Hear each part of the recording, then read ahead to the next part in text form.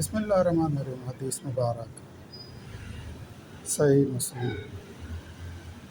رسول صلی اللہ علیہ وآلہ وسلم نے فرمایا، امام قرات کرے تو مقتدی کیا کرے؟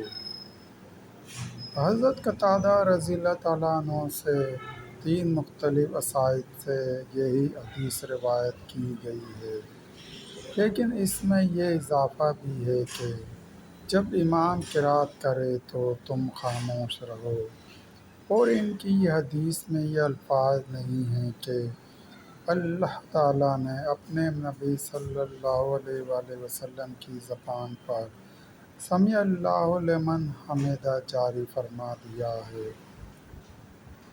البتہ امام مسلم رحمۃ اللہ علیہ سے اس حدیث کی سند کے بارے میں ابو نضر کے بھانجے ابو بکر نے گفتگو کی تو امام مسلم رحمۃ اللہ علیہ نے فرمایا، سلیمان سے بڑھ کر زیادہ حافظہ والا کون ہو سکتا ہے؟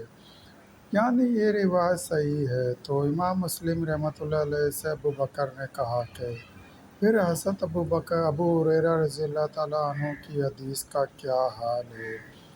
تو آپ نے فرمایا، وہ میرے نزدیک صحیح ہے، یعنی جب امام قرات کرے تو تم خاموش رہو۔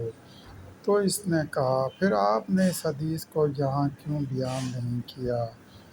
تو امام مسلم رحمۃ اللہ علیہ نے جواب دیا، میں نے اس کتاب میں ہر اس حدیث کو نقل نہیں کیا جو میرے نزدیک صحیح ہو، بلکہ اس میں نے ان احادیث کو نقل کیا ہے جس کی صحت پر سب کا اجماع ہو۔